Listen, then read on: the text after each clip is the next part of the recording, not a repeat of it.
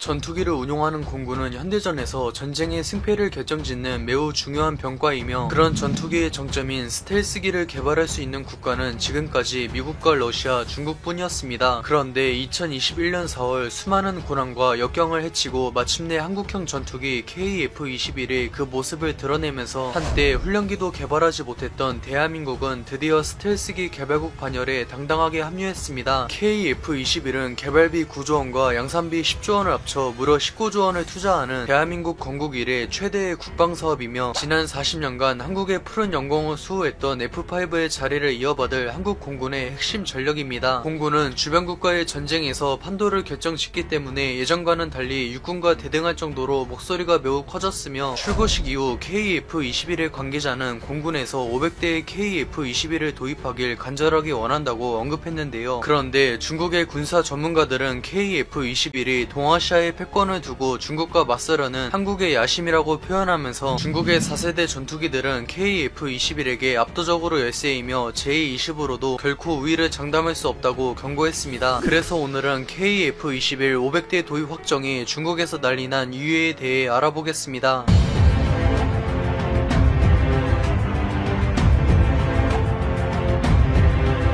현재 공식적으로 개발사인 카이와 한국 공군에서는 KF-21을 4.5세대 전투기라고 언급했지만, 정작 해외 언론들은 스텔스기로 소개하고 있으며 미국에선 아예 한국판 F-35로 평가하고 있는데요. 물론 KF-21은 처음엔 4.5세대 전투기이지만 2030년대 후반까지 두 차례의 개량을 진행할 예정이며, 최종 단계인 블록3에선 스텔스기의 필수 요소인 내부 무장창을 탑재하며 5세대 전투기로 거듭날 예정입니다. KF-21은 한국 외에도 공동 개발국인 인도네시아가 현지에서 라이센스 생산하는 조건으로 50대를 도입할 예정이며, 태국을 필두로 중국과 맞서야 하지만 예산이 부족한 동남아 국가들이 KF-21에 큰 관심을 보이고 있습니다. 한국이 속해 있는 동북아는 북미, 유럽과 더불어 세계 3대 경제권으로 이름을 떨치고 있지만, 한중일 3국의 군비 경쟁이 너무 치열해 제3차 세계대전의 시발점이 될 것이라는 불명예를 얻기도 했는데요. 1990년대에 발발한 걸프전 이후 전쟁의 판도를 결정짓는 병과는 더 이상 육군이 아닌 바로 공군이며, 한국은 아시아 최강의 육군을 보유했지만 종합적인 군사력에서 중국에게 명백히 열세입니다. 세계 8위의 전력을 보유한 한국 공군은 아시아에선 중국과 인도 다음가며 일본 공자대와 대등하지만, 생산된 지 40년이 넘은 F4와 F5를 아직도 운용할 정도로 노후화된 전투기가 많은 것이 약점으로 지적받습니다. 미국은 한국 공군이 단독으로 중국 공군을 저지하려면 최소 500대 이상의 4.5세대 전투기가 필요하다고 평가했으며, 이에 한국 공군에선 2030년대 이후 KF-16과 F-15K를 퇴역시키고 KF-21과 F-35만 운용하자고 제안했습니다. F-15K는 도입 당시 아시아 최강의 전투기로 군림하며 F-35 도입 전까진 한국 공군의 핵심 전력이었으나, 현재 최신 사양인 F-15EX로 개량을 진행하자 개발사인 보잉에선 무려 F-35 40대와 맞먹는 5조 원을 요구했는데요. 한국이 국산 전투기인 KF-21을 개발에 집착한 이유도 이런 외국 기업의 횡포를 방지하기 위해서이며, 전투기를 국내에서 생산하기 때문에 외화 유출을 방지하는 것은 물론 일자리 창출까지 기대할 수 있습니다. KF-21은 4.5세대 최강의 전투기이자 공대공 능력만큼은 5세대 전투기들과도 대등하다고 평가받기 때문에, 당사자인 공군에선 KF-16과 F-15K를 퇴역시키고 500대의 KF-21을 도입하자는 의견이 제시되고 있습니다. KF-21은 종합적인 성능에서 F-35에 필적하지만 대당 700억대에 불과한 압도적인 가성비를 자랑하기 때문에 한국 공군의 주력이며 190대에 달하는 KF-16과 F-15K를 대체하기엔 전혀 부족함이 없습니다. 현재 4.5세대 전투기를 500대 이상 보유한 국가는 미국과 러시아를 제외하면 전무했는데, 만약 500대의 KF-21을 도입하게 된다면 한국도 그 반열에 합류하는 것은 물론 세계 5위의 공군을 보유하게 됩니다. 무엇보다 한국이 KF-21을 대량 도입하면서 개량까지 원활하게 진행한다면 태평양으로 진출하는 전략적 요충지인 한반도를 장악하려 했던 중국의 계획은 완전히 물거품이 되는데요. 걸프전에서 미 공군이 명활약하며 전쟁을 승리로 이끌자 이에 자극받은 중국에선 공군의 전력 증강에 매달렸지만, 독자적인 전투기 기술력은 한참 부족하며 현재도 주요 기술은 러시아에게 의존하고 있습니다. 애초에 한국은 미국과 유럽, 이스라엘의 기술 이전을 받아 10년이라는 짧은 시간 안에 국산 전투기를 개발한 반면, 중국은 러시아의 전투기를 동의 없이 무단 복제했기 때문에 성능 성능과 신뢰성에서 매우 불안정합니다. 중국군은 한반도와 가까운 북부 정부에 전력을 집중 배치했으며 유사시 제2차 한국전쟁이 일어날 경우 북한의 선제 공격으로 전쟁이 발생해도 한반도에 개입해 무슨 수를 써서든 한국을 점령하는 것을 목표로 삼고 있습니다. 중국의 군사 전문가들은 공군의 역할이 매우 중요하며 한반도의 제공권만 장악한다면 중국의 승리가 확실하기 때문에 중국 공군은 한국의 두세 배가 넘는 압도적인 물량을 내세워 어떻게든 한반도의 하늘을 차지하려 될 것입니다. 유사시 중국 공군은 무인화를 진행한 J7 수백 대를 투입해 최대한 한국 공군의 전력을 소모시킨 다음 자국의 주력 전투기들을 이룩시켜 확실하게 제압한다는 전략을 내세우고 있는데요. 현재 4세대 이상 전투기가 260대에 불과한 한국 공군으로서는 중국 공군의 물량 공세를 감당하기가 매우 벅차지만 최강의 4.5세대 전투기이며 압도적인 공대공 능력을 보유한 KF-21 500대를 보유하게 된다면 얘기는 달라집니다. KF-21 앞에서 생산된 지 50년이 훌쩍 넘은 구식 전투기인 J7 따윈 그야말로 추풍 낙엽처럼 쓸려나갈 뿐이며 중국 공군의 주력이며 4세대 전투기들인 J10과 J11도 KF-21에게 성능에서 압도적으로 열세입니다. 또한 KF-21은 F-15EX와 라팔, 수호-35 등 소수의 최신 4.5세대 전투기만 보유한 IR-ST를 탑재했는데 IR-ST는 스텔스기의 열기를 탐지해 추적이 가능하면서 적기의 스텔스 능력을 파괴할 수 있기 때문에 엄청난 장점입니다. 당연히 5세대 전투기에서도 최악체라고 평가받는 중국의 J-20은 우월한 공대공 능력을 자랑하며 블록3에서 스텔스기로 개량될 KF-21에게 열세입니다. 한국이 500대의 KF-21을 도입한다는 것은 동아시아의 패권을 차지하려는 중국의 계획이 물거품이 되는 것을 의미하며 오히려 자신들의 뒤를 노릴 수 있는 한국의 군사력이 지금과는 격이 다른 수준으로 강화되니 두려워할 수밖에 없습니다. 주변국들의 조롱과 비난에도 한국은 끝내 무에서 유를 창조하며 KF-21을 개발에 성공했으며 한국군의 자주 국방은 KF-21을 개발하기 전과 개발 후로 나뉜다 해도 과언이 아닐 것입니다. 시청해주셔서 감사합니다. 즐거운 저녁 보내세요.